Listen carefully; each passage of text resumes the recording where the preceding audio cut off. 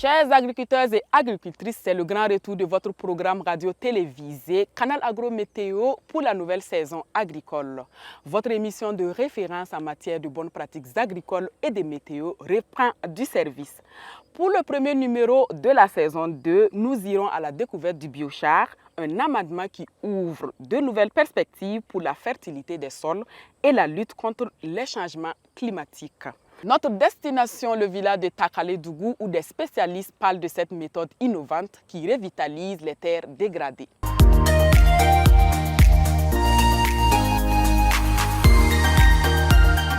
L'un des premiers rôles du biochar dans les champs, c'est de favoriser, augmenter la capacité de rétention de l'eau du sol à travers ces pores qui permettent de stocker une importante quantité d'eau. Et cette eau est gardée pendant longtemps et permet de conserver l'humidité du sol.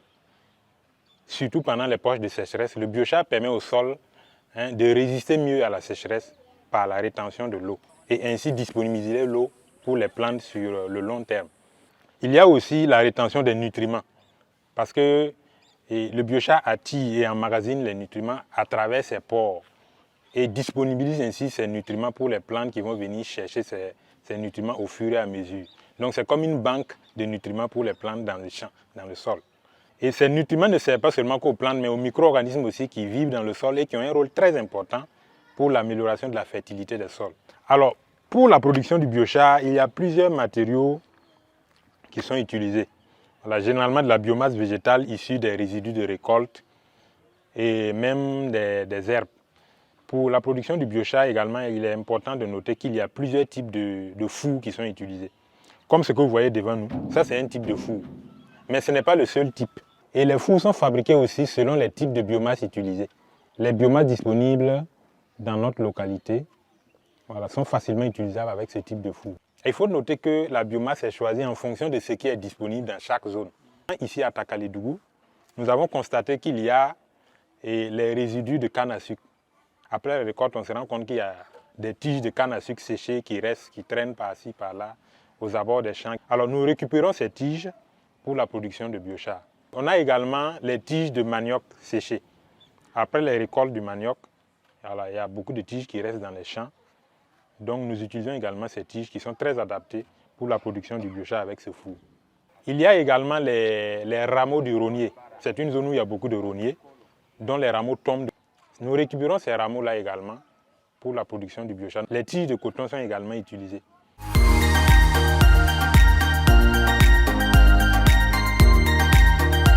Pour la combustion proprement dite du biochar, alors on ne remplit pas immédiatement le four.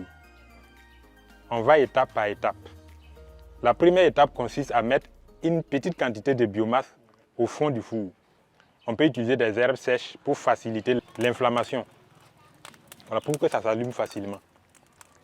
Alors une fois que cette petite quantité consume et que le feu commence à redescendre et que l'intensité du feu commence à baisser, on ajoute encore une quantité supplémentaire. Et cette quantité va consumer avec plus de flamme, plus d'ardeur. Et quand la flamme va baisser à nouveau, on ajoute encore au fur et à mesure, ainsi de suite, jusqu'à atteindre quand même une quantité importante, jusqu'à remplir le four. Et quand la flamme va complètement baisser, on utilise l'eau pour éteindre carrément avant de renverser.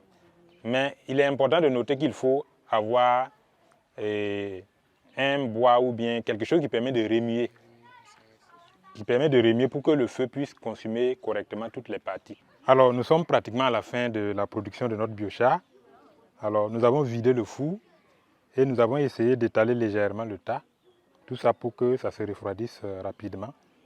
Et après quoi, nous allons juste ramasser et stocker dans des sacs.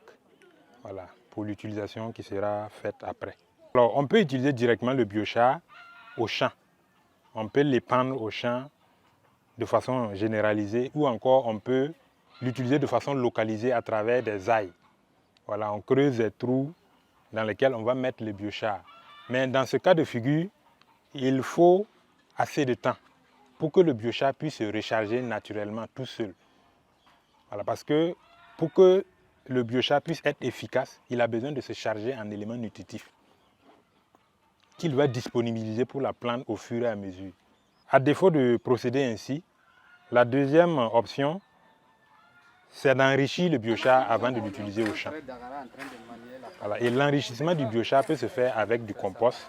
L'important de cet enrichissement, c'est de permettre au biochar de se charger d'éléments nutritifs. Valeureux producteurs et productrices agricoles du Burkina Faso, votre émission Canal Agro-Météo est de retour encore cette année.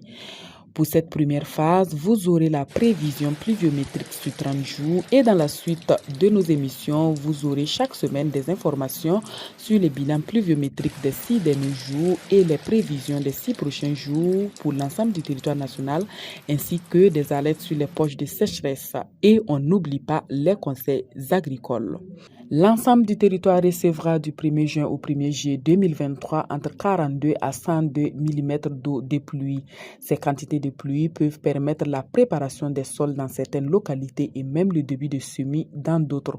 Les localités de Sendou, Banfora, Gawa, Diebougou, Bobo Dioulasso, Orodara, Oundé, Solenzo, Dédougou et Boromo recevront les plus fortes pluviométries avec en moyenne entre 1 479 000 à 1 874 000 litres d'eau par hectare tout au long de ces 30 jours. Pour plus d'informations par région, veuillez télécharger l'application Plant Village Nourou sur Play Store. Maintenant que nous avons une idée des quantités de pluie prévues pour ce mois, parlons des conseils agricoles pour maximiser les rendements et surmonter les défis auxquels les agriculteurs peuvent être confrontés. Premier conseil pour tirer le meilleur parti des précipitations attendues, il est important de planifier vos activités agricoles en fonction des prévisions météorologiques. En tenant compte des périodes de pluie prévues, vous pouvez optimiser les semis et les récoltes pour garantir une utilisation efficace de l'eau et des nutriments.